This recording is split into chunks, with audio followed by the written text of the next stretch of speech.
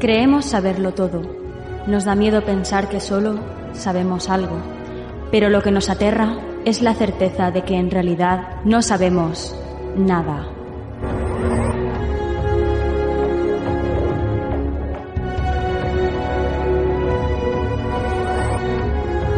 Sígueme por los canales que atraviesan la oscuridad. Remaremos sin descanso. Iluminaremos juntos los caminos de la noche, abriéndonos paso por el canal del misterio.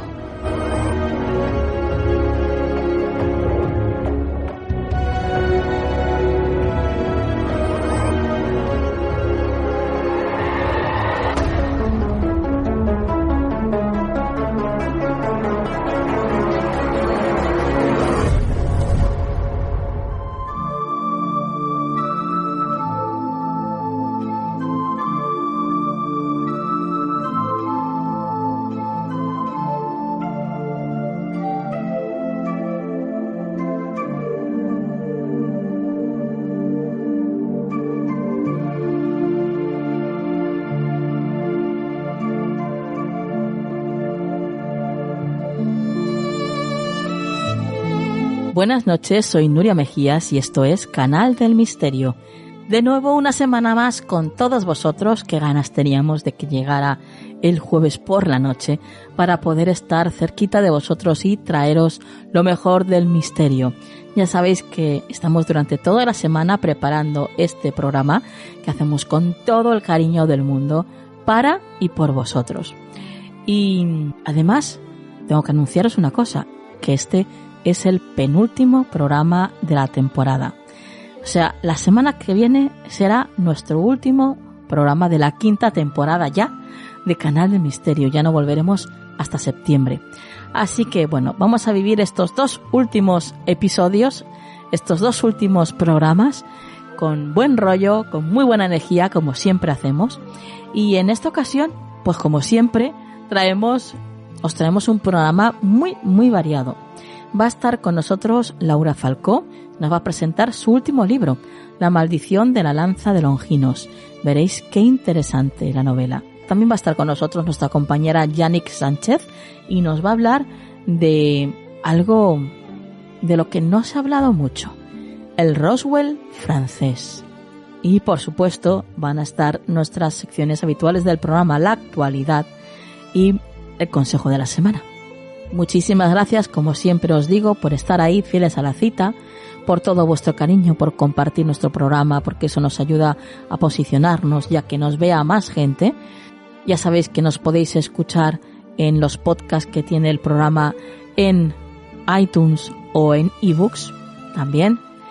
Y que bueno, que se nos escapa una temporada más, pero que ha sido una temporada llena de un montón de cosas que hemos aprendido, de un montón de buenos ratos, de risas, de tropiezos, que también los ha habido, alguno que otro. Pero bueno, la verdad es que es muy gratificante hacer este programa. Somos unos privilegiados por poder estar aquí con todos vosotros. Y ahora sí, dicho esto, ya comenzamos.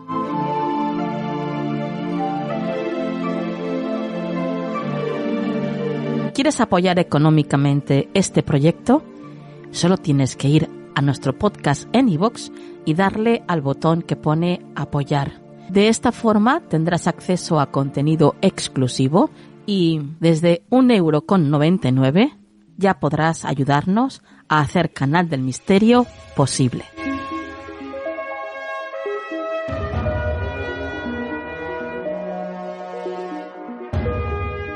Comenzamos el programa de esta noche abriendo las páginas del libro La maldición de la lanza sagrada, editado por Esfera de Libros y escrito por Laura Falcó. Laura es licenciada en Filología Inglesa y máster en Dirección de Empresas Bueno, tiene un currículum, la verdad es que es un currículum impresionante y ya sabéis que ha estado en alguna que otra ocasión aquí con nosotros. Pero por nombraros así algunas cosas, bueno, pues en la actualidad es presidenta de la empresa de eventos y editora de revistas Prisma Publicaciones en el Grupo Planeta, y durante años además ha colaborado en Levántate y Cárdenas de Europa FM, en Julia en la Onda de Onda Cero, en Luces en la Oscuridad y en Hora Punta en Televisión Española, entre otros muchos. Y por supuesto es autora de libros de relatos como por ejemplo Gritos antes de morir, o de las novelas Cheston House, Última llamada y Amanecer de hielo, así como del ensayo Ecos del pasado, basado en la sección del programa La Rosa de los Vientos de Onda Cero, programa en el que colabora y que forma parte de este equipo. Maravilloso equipo y maravilloso programa que además yo estoy enganchadísima y que escucho siempre. Y esta noche está con nosotros, por supuesto, para presentarnos pues La maldición de la lanza sagrada. Buenas noches, Laura. Buenas noches, Nuria. Bueno, qué buena pinta tiene esta novela, una novela histórica, de la que además sé que detrás hay un trabajo de investigación exhaustivo. Bueno, he intentado al menos documentarme, y muchas de las cosas que al final he aprendido tampoco están en el libro porque no tocaba ponerlas, ¿no? Tampoco el libro es un ensayo, es una novela al fin y al cabo.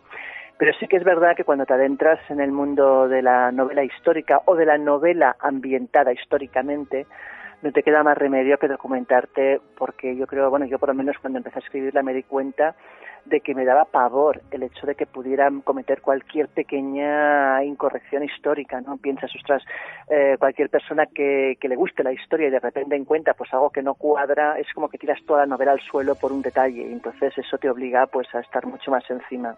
Claro, claro. ¿Qué ocurre con esta época, con la época de Hitler, los nazis, que atrae tanto a la gente, Laura? Bueno, yo creo que unifica muchas cosas. Por un lado es el culmen quizás de todo un desarrollo ocultista, espiritualista, en lo que es el mundo entero. Pensemos que a finales del 19 tenemos la figura incuestionable de Allan Kardec, y a partir de ahí empieza todo lo que es el movimiento de las mesas parlantes, las médiums de incorporación o de ectoplasma. Y eso llega quizás a su sumum en dos momentos, ¿no?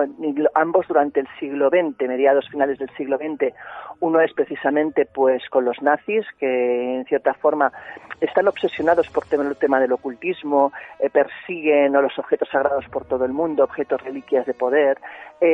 También están obsesionados con el origen de la raza aria, que llegan a establecer incluso en las estrellas o bien en la Atlántida. O sea, se quedaron ellos de pequeño nada, todo a lo grande. Claro, sí, sí. Y luego el segundo punto de álgido fue la época de la guerra psíquica, pues ya pasada la Segunda Guerra Mundial entre americanos y la URSS, ¿no? Fueron dos momentos donde todo el tema ocultista, todo el tema de los videntes, de los magos, estaba súper en alza.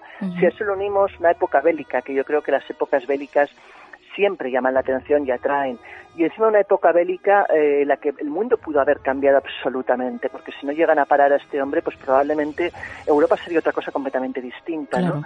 Entonces yo creo que se unen muchas cosas, y luego también se une una cosa que yo creo que todavía no hemos aprendido los humanos en general, que es que a veces lo malo lo elegimos nosotros mismos, porque nadie olvide que a Hitler lo votaron. Y eso puede pasar en cualquier país, en cualquier momento en que la gente está harta de lo que se está viviendo. Y me remito a la situación que tenemos ahora, quizás en España, ¿no? Que a veces cuando un país está en un punto de inflexión donde las cosas no funcionan, donde el hartazgo popular es muy grande, quizás la gente es capaz de votar a extremos, y los extremos siempre son malos, sean del color que sean. Correcto, correcto. Bueno, además, hablando de la investigación que ha realizado para escribir esta novela, después de este concienzudo trabajo de investigación que has realizado, has encontrado además muchas contradicciones históricas, incluso datos erróneos en los libros, ¿no? Pues mira, me volví loca porque al principio, lógicamente, hice lo que haría cualquiera, ¿no? Que es mirar pues algunas páginas de historia en algunos libros, mirar pues aquellos capítulos que me interesaban, ¿no? Cosas pues quizás más generales. Y empecé a darme cuenta de que en muchos de ellos, si no hablamos de páginas de estas de frikis, ¿no? Hablamos de páginas serias, de páginas de historia, de libros de historia, había datos que no cuadraban. En muchos libros se defendía que la persona que había encontrado la lanza de Longinos era Patton. Patton jamás bajó a la Panierplatz. Patton era el general que llevaba el tercer regimiento, pero él no bajó jamás a la Panierplatz. El que bajó fue Walter Horn, por ejemplo. Se defendía que si el día que se encontró la lanza ese mismo fue el mismo día que Hitler murió. Tampoco. Hitler muere el 20 de abril de 1945 y la lanza realmente se encuentra 3 meses después, el 7 de agosto del 45. También, por ejemplo, se decía que la lanza fue devuelta por Patton. Imposible, la lanza fue devuelta en enero del 46 y Patton muere en Alemania en un accidente de coche el 21 de diciembre del 45. Es decir, en una había un error, en otra otro. Entonces, cuando empecé a volverme loca, dije, claro. pero bueno, ¿y ahora a dónde me cojo? O sea, ya no era una cuestión de la incorrección por la incorrección, es simplemente que es que no sabía qué versión creer. El caso es que no paré hasta que encontré la Smithsonian, el informe oficial que Walter Horn, que es quien bajó realmente a la Panierplatz, acompañado del capitán Thompson, y de 2 médicos y 2 militares alemanes, que fueron los que fueron interrogados hasta sacarles la verdad de dónde estaba la lanza y los otros 4 elementos del tesoro de los Augsburgo. No para esto encontrar ese documento, leer de arriba abajo todo el informe, comprobar las fechas y todo. De hecho, fíjate que mucha gente piensa que los objetos no se movieron de Nuremberg, sí se movieron, se fueron a la Panierplatz. Mucha gente se equivoca incluso en las fechas en que fueron movidos. Por lo visto, según Fries, que es uno de los jerarcas alemanes a quien sobre todo se interrogó, es el que más interrogatorios tuvo y probablemente el que más maltrataron seguramente, este hombre acaba desvelando que realmente fue el 31 de marzo, el día en que él y otro de los jerarcas nazis se ven obligados a mover por orden de Himmler todos estos 5 elementos. Estamos hablando de las 2 espadas, la de San Mauricio y la de Longinos, el céretro, la corona y el orbe imperial. Esos 5 elementos son los que Hitler pide que se custodien en la Panierplatz y son desplazados el 31 de marzo. Sin embargo, fíjate, hicieron un falso movimiento para que las tropas y para que el rumor popular dijese una versión distinta, para cuando los americanos entrasen en Berlín, la versión que recibiesen por parte de las tropas fuese otra. Hicieron un movimiento falso de las SS entre el 2 y el 3 de abril, haciendo ver que movían también elementos que se los llevaban a Austria y que los tiraban a un lago de Austria para que nunca más nadie los pudiera poseer. Eso fue la primera versión, de hecho, que le llega a Walter Horn, una versión absolutamente amañada, que es la que quieren que cale en la sociedad. Madre mía. Bueno, y entrando ya de lleno en la novela, cuéntanos, ¿cuál es la trama de la novela? Pues mira, la trama surge después de ver una noticia de un personaje que no conocía, que la verdad me pareció fascinante, que es Helen Duncan. Helen Duncan fue la última mujer juzgada por brujería, yo diría que en el mundo, creo, pero en Europa seguro, en 1943, casi 44. Esta mujer comete un error, ella podía ser mejor o peor medium, ahí ya no voy a entrar a juzgarlo porque no tengo la suerte de haberla conocido, de poder realmente contrastar lo que ella hacía. Era una medium de incorporación y de ectoplasma. Y en una de esas sesiones ella le dice a la madre de un soldado que su hijo no va a volver a casa porque el Barham, que era el barco de su majestad, había sido hundido por los nazis. El caso es que eso no era oficial, pero sí era cierto. Hacía muy poco, quizás 24, 48 horas que eso había ocurrido, pero nadie lo había hecho público, porque interesaba que la opinión pública inglesa creyera que todo iba perfecto y que iban ganando la guerra sin ningún tipo de contratiempo. ¿Qué ocurre? Que cuando esto llega a oídos de las autoridades, entran en pavor. Dicen una de dos, esta señora es una espía, o esta señora realmente es una medium brillante. Sea una o sea otra la versión, esta señora nos molesta, porque si llega a desvelar algo más, pues igual nos jode el desembarco de Normandía, por decirte algo, ¿no? Entonces, ¿qué hacen para sacarla de en medio?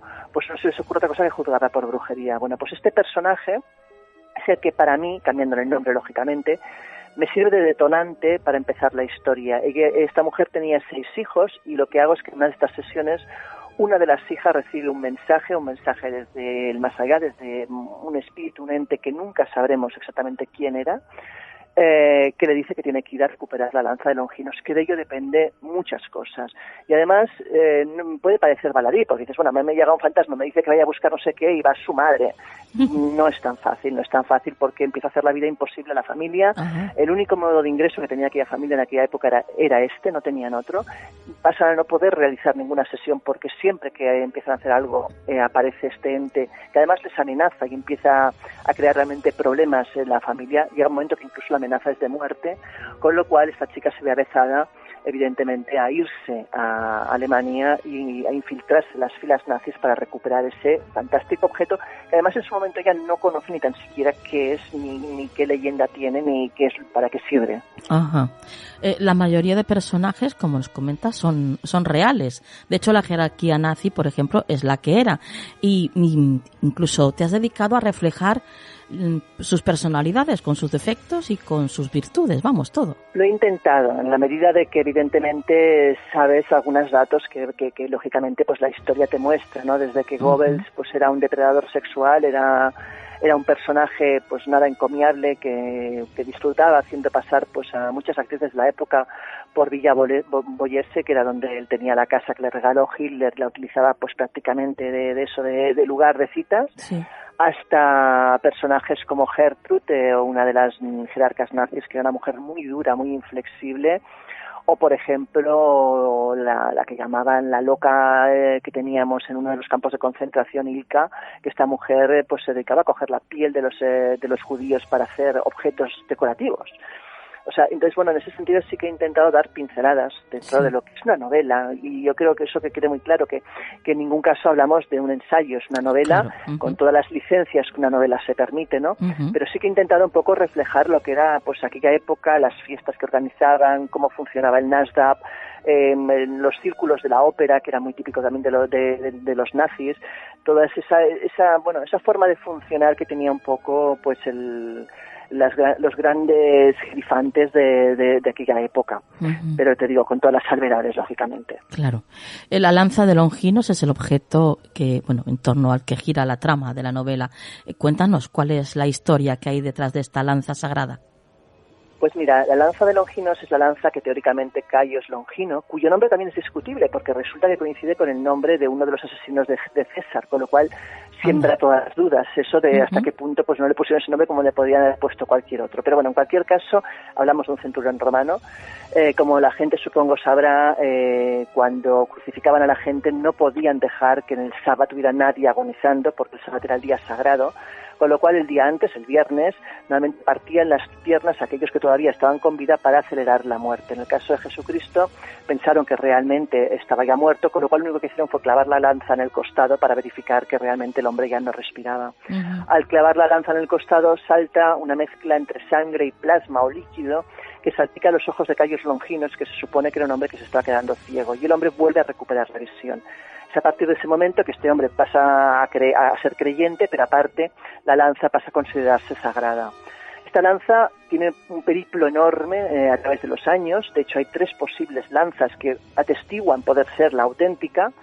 Una es la que está en el Vaticano, la Santa Lanza, que esta llegó desde el Imperio Bizancio a Roma. Fue un regalo del Imperio por quedarse custodiado en su momento en Roma al hermano del mandatario del Imperio, porque no querían que fuera para allá, porque lógicamente era un problema para la posible discusión sobre la corona. A cambio, le regalaron la lanza al Vaticano, a Roma. Esa está allí. Esa podría, por estética, ser, tiene toda la estética, pero como siempre pasaba en el Vaticano, no hay manera de hacer pruebas de nada, o sea, no se la quieren jugar a que le salga que no es la auténtica. Sí. La segunda es la que está en Armenia, pero esta lanza de forma no parece realmente una lanza romana, con lo cual es quizás la más discutible. Y esta se supone también que viajó, que Judas la llevó hasta Armenia, pero esta yo no entraría mucho porque te digo, estéticamente no correspondería con la forma de una lanza romana. Y la que nos ocupa, que es la lanza de Viena. La lanza de Viena, ¿por qué es la que quizás ha tenido más renombre? Porque es la que tiene una cronología más curiosa y que corresponde más con la leyenda. Ha pasado por manos pues como de Carlos Martel, Carlomagno, Barbarroja, hasta llegar, bueno, incluso Napoleón la intentó poseer, y hasta llegar a Adolf Hitler. Adolf Hitler se enamora de ella en 1912, como joven pintor, desarrolla su supuesta carrera, que nunca llegó a nada, en Viena, y acompañado de un amigo suyo, que encima, para más INRI, era un judío, manda narices, era su mejor amigo en aquel momento, entra en el Museo de los Augsburgo, descubre la pieza de la cual ya había oído hablar en su ópera favorita, que es una ópera de Wagner, Perifrasal, y desea aprender más sobre la lanza. Se empolla sobre la historia del objeto, queda fascinado por él y de hecho le dice a su amigo que esa lanza algún día tiene que ser suya. Cuando conquistan Austria, pues lógicamente le falta tiempo para pedir que por favor se la lleven hacia Nuremberg. De hecho articula toda una excusa como de recuperarla, porque durante un periodo sí que estuvo en Nuremberg custodiada, de recuperarla para que no parezca un robo.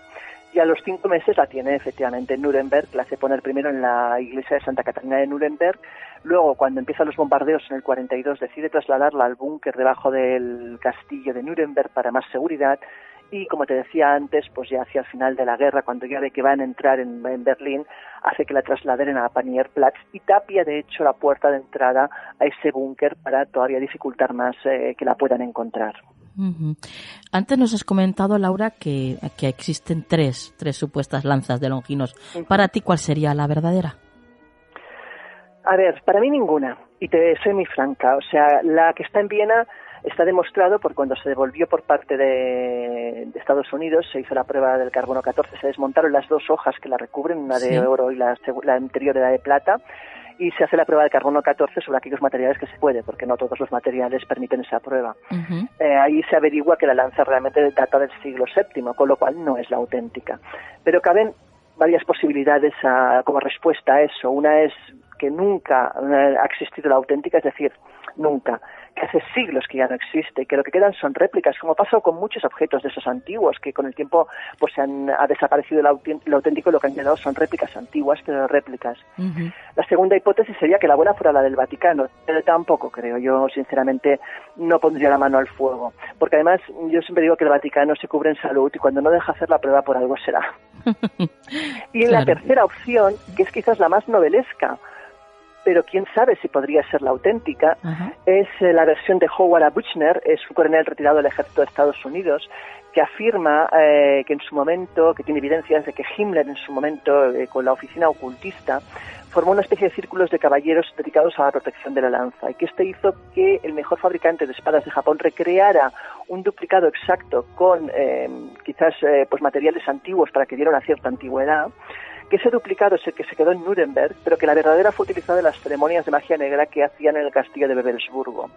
Este hombre afirma que esta historia se la contó un antiguo tripulante de un U-Boat, quien afirmó que la lanza de bien era falsa y que además le mostró toda una serie de documentos que explicaban y donde se podía ver fotografías de estos objetos, de los 5 objetos sagrados. Esta historia lo que le decía es que en su momento Hitler ordenó, poco antes la invasión de los americanos, ordenó que esos 5 objetos fueran trasladados junto con otras obras de arte por Maximilian Hartmann, nada más y nada menos que a la Antártida, y que en 1979 Hartmann volvió a la Antártida para recuperarlos, devolverlos a Europa, a esa sociedad que son los que actualmente los custodiarían, esperando a un cuarto Reich.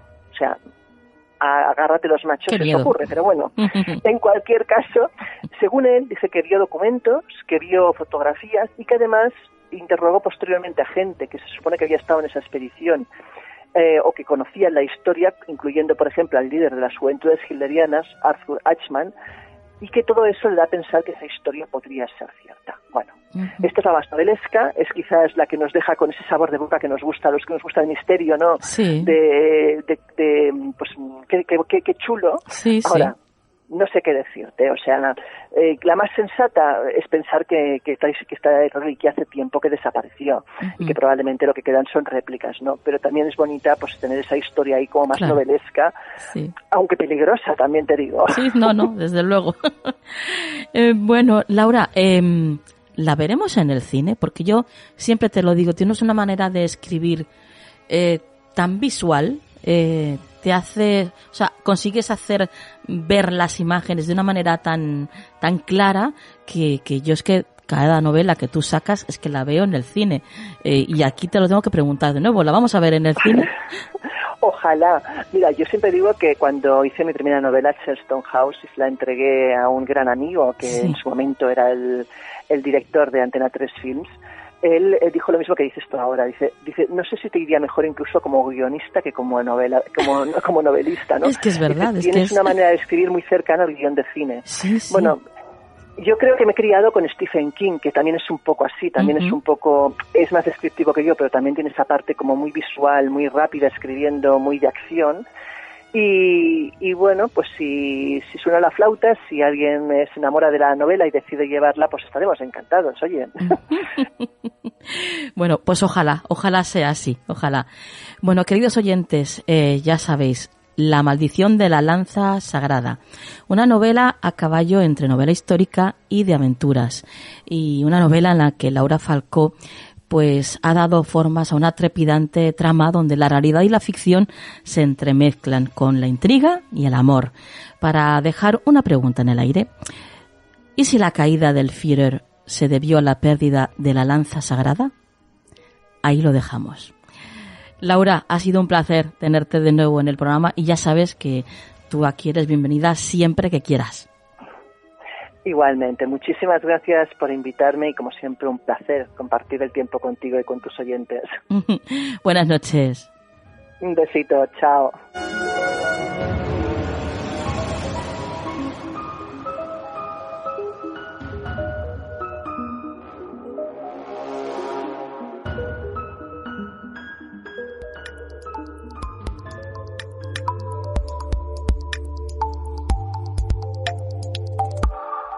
Actualidad en Canal del Misterio.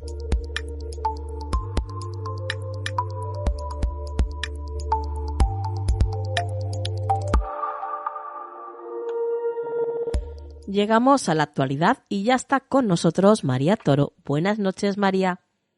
Hola, Nuria, buenas noches. Comenzamos con el primer titular que nos traes esta noche y dice así: descubren una piscina natural e inexplorada por los humanos. Sí, Nuria, esta piscina natural fue descubierta en Estados Unidos en el Parque Nacional de la Caverna de Carlsbad, en Nueva México, y estaba escondida a una profundidad de unos 200 metros. Dieron con ella durante una expedición a los pasajes de Cuevas Vírgenes, que están repletas de formaciones de estalactitas de cera. La piscina subterránea fue descubierta por un científico, Willac, director de la expedición, que ha dicho que se mantiene inalterada, pura, tal como era en su forma original, y el cuerpo de agua está bordeado de unas pequeñas estalactitas que quizás se corresponden con lo que los científicos denominan dedos de piscina, que podrían ser colonias bacterianas que han evolucionado sin ninguna presencia humana. Además, tomaron precauciones especiales para asegurarse de que no se introdujeran contaminantes en estos cuerpos de agua, considerando que este estanque estuvo aislado durante cientos de miles de años y nunca había visto la luz antes de ese día. La foto de este hallazgo se publicó en la página del parque que tienen en Facebook, donde podemos ver un pequeño lago de agua azul lechosa, incluso da la sensación de ser espesa y muy densa, y se encuentra en un lecho de roca blanca. La verdad que no invita a entrar en él. Ya.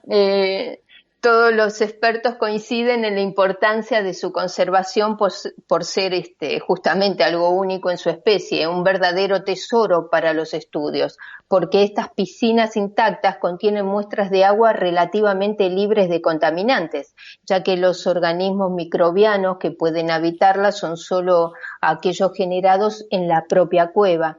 El hallazgo fue en la cueva Lechuguilla, que se llama así por una planta que encontraron cerca de su entrada, seguramente muy parecida a una lechuga, digo seguro, yo. Seguro. Y tiene una longitud de 223 kilómetros y 489 metros de profundidad, lo que la convierte en la más profunda en los Estados Unidos continentales y Solo pueden acceder a ellas, obviamente, los investigadores autorizados a la exploración e integrantes del Servicio de Parques Nacionales perteneciente al Departamento de Interior del Gobierno americano. Y continuamos con hallan una sorprendente lagartija unicornio por primera vez en 130 años. Sí, Nuria, es muy bonita. Si la buscas, es justamente eso, un unicornio lagarto. Vaya. Fue un grupo de científicos indonesios quienes confirmaron el hallazgo de esta lagartija de Modigliani, también conocida como lagartija unicornio o nariz de cuerno, una especie de la que solo se conoció un espécimen hace ya unos 130 años, como bien has dicho, cuando en 1891 el explorador italiano Elio Modigliani, de quien cogió el nombre posteriormente, encontró uno en los bosques de Indonesia y lo disecó y se lo llevó al Museo Cívico de Historia Natural Giacomo Doria de Génova. 40 años después del hallazgo obtuvo su descripción oficial. Uh-huh. Así que desde entonces nadie más ha tenido contacto con esta especie, ni ninguna que se le pareciera, hasta que en 2018, en mayo, la revista científica Science News se hace eco que se descubrió un lagarto muerto de especie desconocida cerca del lago Toba, en la región montañosa y volcánica de la isla de Sumatra, en Indonesia. El biólogo que lo encontró lo comentó con un especialista en reptiles, porque no sabía de qué especie se trataba, y dedujeron que podría tratarse justamente de la lagartija de Modigliani, al ser la única especie de lagarto con cuernos nasales que se encuentra en esa zona de Sumatra. Así que regresaron al lugar y tuvieron la suerte de encontrar uno con vida y lograron capturar unas fotografías y medirlo y, en fin, hacer todo tipo de pruebas y obviamente luego lo liberaron, ¿no? Uh-huh. No cometieron el mismo error. Claro. Así que este pasado mayo la investigación fue publicada en la revista Taprobánica, creo que se llama, o Taprobánica, no ¿Sí? sé dónde va el acento, donde se afirma que ambos lagartos eran lagartijas unicornio, de colores verde y amarillo, que suelen vivir en los árboles con un comportamiento de camuflaje muy similar al de los camaleones de las montañas africanas. Para la herpetóloga, que es decir, la especialista en reptiles de Israel, Shai Meri, ofrece un rayo de esperanza para su conservación porque antes nadie sabía dónde vivía o incluso si ya se había extinguido y ahora con suerte se pueden tomar las medidas necesarias para su conservación.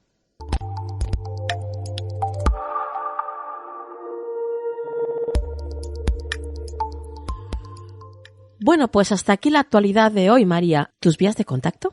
Sí, os dejo mi Twitter que es @mariatorodiana. Compañera, hasta la próxima. Hasta la próxima, Nuria.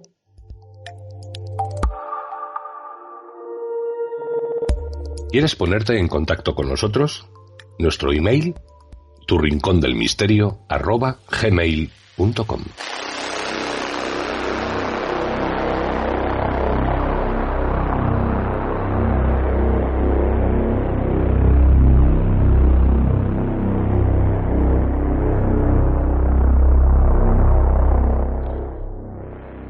Acompañados de este ruido tan extraño, está con nosotros ya Yannick Sánchez. Buenas noches, Yannick.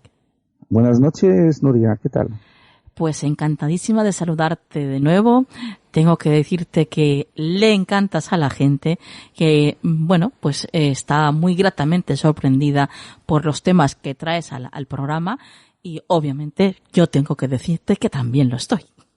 Gracias. En esta ocasión, Yannick, estás con nosotros para hablarnos, a ver si lo digo más o menos bien, del OVNI de Trans-en-Provence. Muy bien, Bueno, es el Roswell francés, que es cierto, pues es el caso más famoso de la ufología. Pues mucho más fácil de decir. El Roswell francés.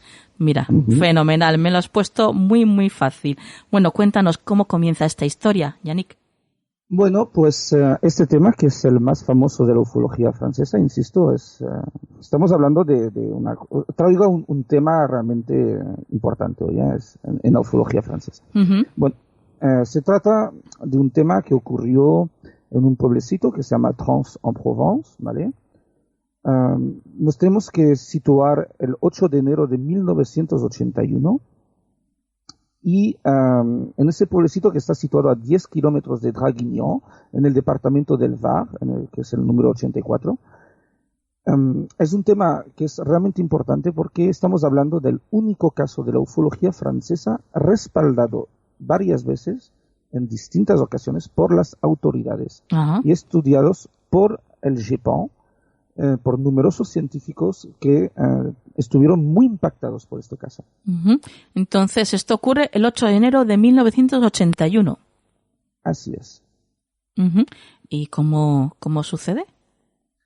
Bueno, pues una noche de 1981 tenemos un hombre de origen italiano que se llama Renato Nicolai y sale a su jardín a restaurar un muro de contención que está situado en el flanco de un cerro, y ese muro pues amenaza con derribarse, y entonces está ahí ese hombre pues intentando reparar las brechas y tal, y está muy enfrascado en este tema. De repente, hacia las 17 horas, ve un objeto circular de color oscuro descender silenciosamente del firmamento, sobrevolando la cima de los árboles, antes de aterrizar en un campo situado más abajo, a menos de 100 metros de protagonista, después de haber sobrevolado 2 árboles que estaban situados cerca de él, ¿vale? ¿Y qué es lo que ocurre? Bueno, este hombre se acerca al objeto a una distancia aproximada de 46 metros, un objeto que está produciendo un silbido muy ligero de forma totalmente continua, ¿vale? Se trata de un objeto ovoide que mide 2,50 metros de ancho por 1,80 m de alto según estimaciones de la Gendarmería, y que reposa sobre 3 pies. Estoy hablando de estimaciones de la Gendarmería porque en una entrevista para el programa de televisión Mystérios en francés, es un programa que hoy ya está desaparecido. Sí. El testigo indica que el objeto tenía una anchura de entre 3 metros y 3,50 metros. ¿Vale? ¿Cómo es ese objeto? Tiene una forma, la forma del objeto corresponde a 2 platos de color plomo, uno sobre otro, unidos por un círculo que forma un anillo central de unos 20 centímetros de ancho. El ovni se queda muy poco rato en el terreno, unos 30 segundos, más o menos, y debajo del aparato, cuando se elevó, el testigo pudo apreciar lo que él llamará, reactores, ¿no?, que son 2 protuberancias circulares de unos 20 centímetros de grosor y 2 trampillas de forma circular, que están situadas en los otros extremos. En total estamos hablando de un tiempo de observación que ronda más o menos el minuto. Sí. Al día siguiente, su mujer, la mujer de Renato, incrédula, irá a observar las huellas del aterrizaje por sí misma y alertará a los Morin, que son sus vecinos, de lo que ha ocurrido. Y a la señora Morin le explicará que han de llamar a las gendarmes, porque es el protocolo, y explicarles qué ha sucedido. Y así es como empieza una investigación oficial de lo que será el caso más famoso ocurrido en el Hexágono. ¿Y por qué? ¿Por qué esta fama a este caso cuando han habido pues tantísimos casos de avistamiento? Y además, en especial pues es bastante breve, ¿no? Solamente 1 minuto de visión de esta nave. ¿Por qué se hace tan importante? Bueno, es muy importante por 2 cosas. Primero, porque dejó huellas, ¿vale? Huellas que pudieron ser medidas, etcétera, etcétera. Su pasaje por el campo tuvo además efectos secundarios, y estamos hablando de que en un país que es tan escéptico como Francia, ahí había cosas que podían ser medidas, había cosas que podían ser fotografiadas, investigadas, no solamente por expertos independientes, sino por las autoridades, y particularmente la Gendarmería y el JEPON. Además ¿Qué es esto? ¿Qué es esto del JEPON? Bueno, el JEPON es el acrónimo de Grupos de Estudios de Fenómenos Aeroespaciales No Identificados en francés. De hecho, es divertido porque en los informes que hace el JEPON no habla nunca jamás de OVNI. Siempre habla de PAN, es decir, de fenómenos aéreos no identificados. Ajá. Vaya. Es un organismo oficial que dependía del Centro Nacional de Estudios Espaciales, el CNES, y que en la época se dedicaba a estudiar y recopilar datos sobre el fenómeno OVNI. Era un organismo oficial que fue sustituido en 1988 por el SEPRA. SEPRA significa Servicio de Peritaje de Fenómenos de Entrada Atmosférica, en francés. Fue dirigido por una persona de origen español, que era Jean-Jacques Velasco. Velasco, imagínate el nombre, ¿no? que ya había sido director del JEPAN, imagínate. Ajá. Pero lo hizo también, que siguió con su misión de estudiar con el fenómeno OVNI hasta 2004. Más tarde, en 2005, se creará el JEPAN, pero esta vez con una I de más, se pronuncia igual, pero no se escribe igual, sería JEPAN en español, sí. JEPAN, ¿vale? Con sede en Toulouse, que sucede al SEPRA, y retoma la misión de investigar el tema de los no identificados, pero de forma más ligera, no tan profunda. Sin embargo, añade a su actividad habitual la tarea de informar sobre estos asuntos al público, o a lo mejor podríamos decir desinformar, no lo sé, pero bueno. Uh-huh. Y al igual que los organismos que lo precedieron, depende del CNES, ¿no? Y antes me preguntaste, ¿por qué es tan importante, ¿no? este caso? Uh-huh. Bueno, este caso fue nombrado como una prueba de la realidad del fenómeno OVNI en el famosísimo informe Cometa, ¿vale? El informe Cometa fue un informe que... Claro, porque eso es lo que te iba a preguntar ahora. Creo que incluso se había hecho un informe, ¿no?, sobre este caso. Bueno, sí, se hicieron informes que fueron controvertidos, pero el informe de Cometa, estamos hablando del año 99. Uh-huh. Más tarde de esto. Y a pesar de que había mucha gente que puso en tela de juicio, como ya lo veremos en los informes científicos, a pesar de esto resistió a toda esta mala prensa, ¿no? Y fue nombrado como una de las pruebas más fehacientes de la existencia de los no identificados. Era una colaboración, este informe, entre el Ejército del Aire y los científicos del CNES, ¿vale? Uh-huh. Esa asociación, la asociación Cometa, que es el acrónimo de Comité de Estudios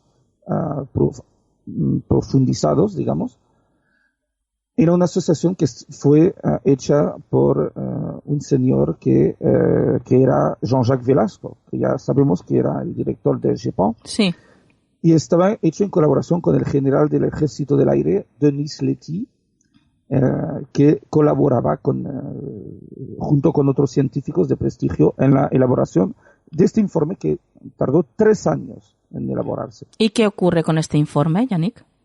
Bueno, una vez fue acabado, demostrando la existencia del fenómeno, aunque reservándose, digamos, las conclusiones, diciendo que esto demostraría la existencia de objetos que provenían del exterior. Uh-huh. Ahí lo dejo. Fue entregado a Lionel Jospin, que era el primer ministro de la época, y te tranquilizó. Lo leyó, lo puso en una estantería y ahí se quedó. Vaya, pues sí que le hicieron caso, ¿no?, al informe. No vaya a ser que algo molestase la visión establecida, ¿no? Uh-huh. Oye, cuéntanos, Yannick, ¿cómo eran esas marcas que dejaron o dejó sobre el terreno el objeto que además intrigaron mucho, ¿no?, a los científicos del JEPAN? Bueno, eso es muy interesante porque aquí vamos a ver cosas realmente extraordinarias. Primero, se podía observar trazas de quemaduras en el suelo, como si el objeto hubiera derrapado, ¿vale?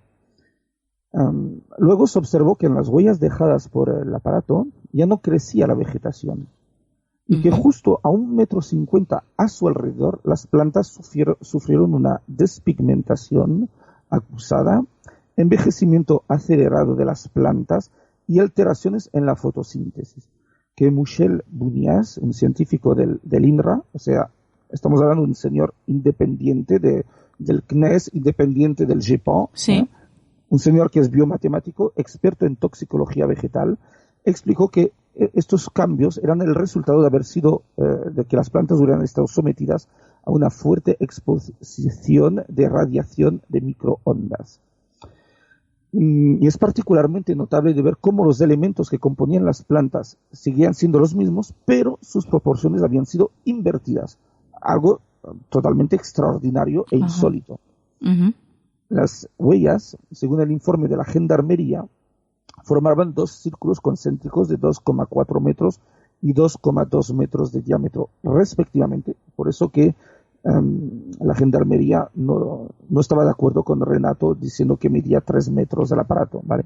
Claro. Porque se fijaron en esas huellas. Uh-huh. Así como dos partes opuestas de marcas en forma de arco de 80 centímetros de largo por 10 de ancho, que muestran calcinaciones en el terreno debido al derrapaje de algún artefacto, vamos a decir, desconocido. Los científicos del GEPAN, ya estoy pronunciando en español, aportaron otros datos, como que el suelo había sido embutido por un peso muy pesado y sometido a temperaturas ligeramente inferiores a 600 grados, además de constatar un aporte consistente de óxido de hierro. Y años después, las huellas todavía son visibles. Uh-huh. Bueno, y una vez ocurre este caso, que se demuestra de una forma pues bastante fehaciente que es un caso real, ¿no? Que no se trata de ninguna broma, ni es un fenómeno natural, y como decías tú antes, en un país tan escéptico como lo es Francia, ¿qué ocurre después de esto? No sé, ¿alguien dice algo referente al supuesto avistamiento ovni? Bueno, lo primero que tenemos que decir es que había 4 equipos científicos independientes que redactaron informes. Uh-huh. Y que coincidían todos en lo extraordinario de la vegetación y todas estas cosas que hemos explicado antes. Pero, evidentemente, esto no podía ser que hubiera, vamos a decir, cosas tan concretas que demostraran lo extraordinario. Y como siempre, se alzaron voces que intentaron desacreditar el trabajo de los científicos del GEPAN, el trabajo de la Gendarmería, pero ahí estaban las pruebas, claro, los informes, los análisis, cosas concretas que se podían tocar, medir, analizar. Entonces, lo que ocurre es que hay ligeras incongruencias en los informes oficiales a los que se aferran los escépticos, pero lo que estamos hablando aquí son de fallos burocráticos, porque la maquinaria francesa, la administración francesa es un monstruo, es enorme. Y se trata más de fallos burocráticos que una voluntad de las autoridades de mentir o alterar los hechos. Los informes se hicieron a veces por personas que no estaban al caso y se limitaban a hacer trabajo administrativo, pasando por alto un escrupuloso estudio de los detalles. Imagínate un señor en un despacho que recibe unas hojas y dice, bueno, copia esto y tienes que redactarlo para que quede bien para tal o tal instituto. Tal. Sí. Y al final, pues, esta falta de atención prestada a los detalles crea pequeñas discrepancias en los informes sucesivos, en los detalles, que son a los que se agarran los que quieren desautorizar el caso. Por ejemplo, en todos los informes se dice que las huellas de quemado medían 80 centímetros, pero en un informe posterior se produce un error y pasa a medir 40. Otra cosa que se aduce para decir que ese caso es fantasioso, era que había una falta de protocolo para la recogida de las plantas que sirvieron de estudio al profesor Bunias.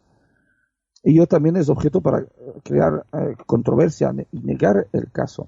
Sin embargo, esas voces disidentes jamás lograron desmentir el caso ni desautorizar las autoridades, porque, como hemos visto, años más tarde, en 1999, el informe Cometa, hecho por el Ejército del Aire y el CNES y otros científicos independientes, vuelven a retomar el caso de Aix-en-Provence y vuelven a dar total validez al tema. Uh-huh. ¿Y qué dijeron las autoridades? ¿Cuál fue su opinión? Bueno, existe una base militar cercana, pero el ejército negó tajantemente que pudieran crear un objeto que hoy llamaríamos dron, estamos hablando de los años 80, en ese momento dijeron que ellos no podían crear un objeto que pudiera volar, desplazarse de esta manera, sin emitir sonido o casi. Y además, ningún radar civil o militar detectó presencia inusitada alguna. Y aún así, algo aterrizó en el jardín de ese hombre.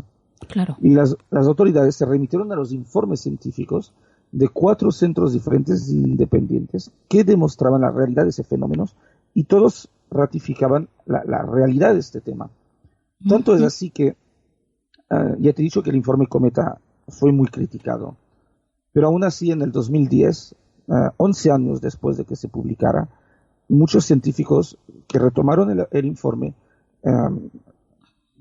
dijeron que ese informe era totalmente válido, dijeron que ese informe tenía pruebas que el fenómeno era real. Es decir, hay una mala fe, hay una voluntad de no querer aceptar las pruebas, sí, aun cuando se pueden medir. Y además, tengo entendido ya casi para cerrar esta sección, Yannick, tengo entendido que este caso, pues que ha sido pues muy famoso internacionalmente hablando, pero aquí en nuestro país, por lo visto, pues ha pasado bastante desapercibido, ¿no? Sí, es bastante curioso porque estamos al lado, pero este caso interesó al MUFON, Jacques Vallée y otros ufólogos americanos que apreciaron particularmente la cantidad exhaustiva y excepcional de los informes y los análisis científicos que se realizaron, como nunca antes había ocurrido en un caso determinado. Ya para terminar, Yannick, ¿qué era ese objeto? Esta es la pregunta del $1.000.000. Sí. General, no creo que lo sepamos nunca. Podría ser un dron militar experimental del bloque soviético, un aparato de otro mundo, de otro tiempo, de otra dimensión. Ahora están diciendo por ahí que son pulpos que vienen del espacio. Yo qué sé, no sé. El fenómeno OVNI es un fenómeno multifacético y creo que cada caso posee su propia explicación. Lo que dices tú en tu cuña de que no sabemos nada, sí, pues se explica mucho aquí, ¿no? Se aplica mucho aquí porque los orígenes de esos aparatos son múltiples, cada caso es un misterio y no hay ninguna explicación única para todo. Hay una explicación para cada caso y probablemente cada caso muchas veces permanece para siempre un misterio. Qué interesante caso, desde luego, Yannick. Muchas gracias por habernoslo traído esta noche aquí a Canal del Misterio. Además, también quiero agradecerte tu participación hoy porque sé que tienes la voz bastante destrozada y aún así has estado ahí, vamos, dándolo todo. Muchísimas gracias por tu profesionalidad, Yannick. Te lo agradezco muchísimo. Y bueno, antes de irte, danos tus vías de contacto. Bueno, pues la gente podrá encontrarme en un blog que tengo abandonado porque pienso retomar, y lo digo siempre, pero a ver si me pongo, que es las Crónicas del Misterio en wordpress.com. Y básicamente, pues muchas gracias por lo que dices. Y estoy un poco maldecida porque últimamente, siempre que grabamos, tengo esta voz. Bueno, Yannick, pues hasta la próxima, compañera. Hasta la próxima, gracias.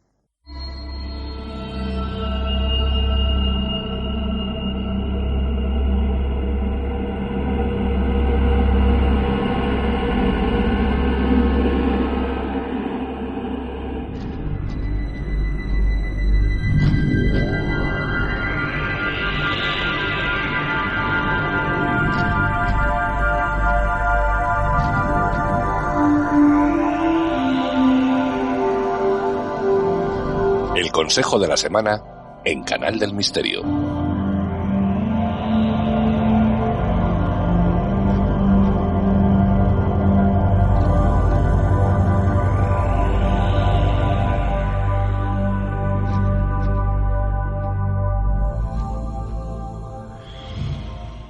Entramos en el consejo de la semana y ya está con nosotros, como todas las semanas, Juan Perdomo. Buenas noches, Juan. Muy buenas noches, Nuria. Bueno, qué alegría oír tu voz. Sí, y qué alegría yo poder hablar. Pues mira, todos contentos, Juan. Sí, aquí salimos ganando todos porque a mí me encanta hablar y aquí tengo yo un micrófono para explayarme hablando de cosas que me encantan, así que ya ves tú. Yo como niño con zapatos nuevos. Bueno, pues vamos al tajo, Juan. Vamos a ver qué nos dicen tus cartas, ¿verdad? Esta semana. Sí, toca una sesión de tarot esta noche. Pues vamos a ver qué nos dicen tus cartas para esta semana que viene.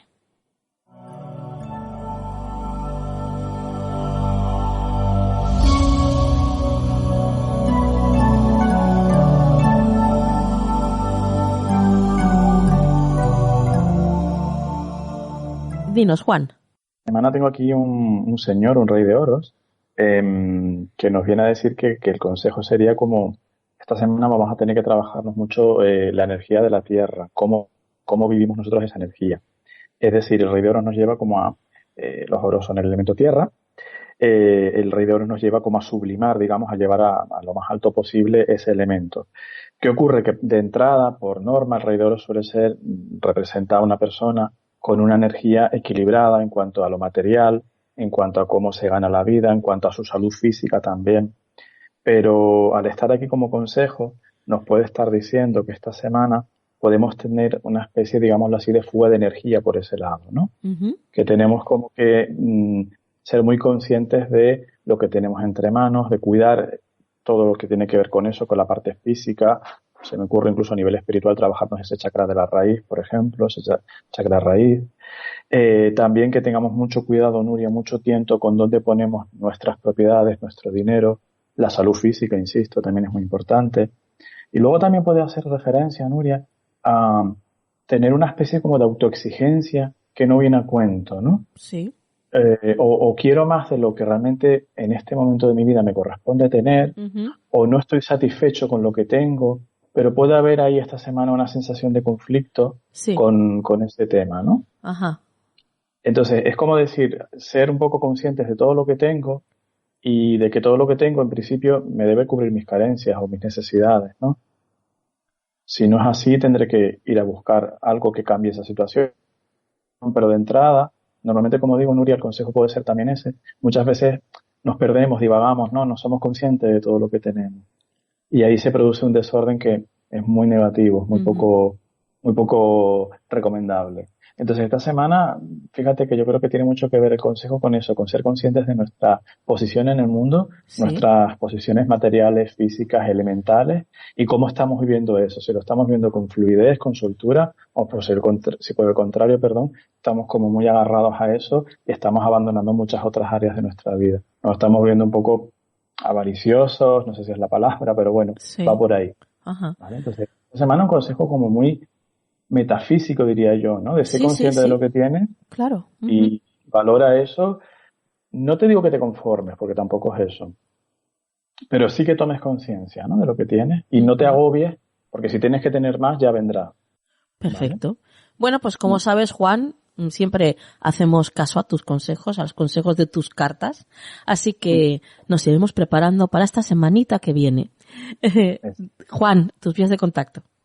Claro que sí, Nuria. farotarot@gmail.com, nuestro correo electrónico, nuestro teléfono que es el 691-402-203 y en redes sociales Skype, Juan Perdomo. Compañero, hasta la próxima semana. Hasta la próxima semana, Nuria.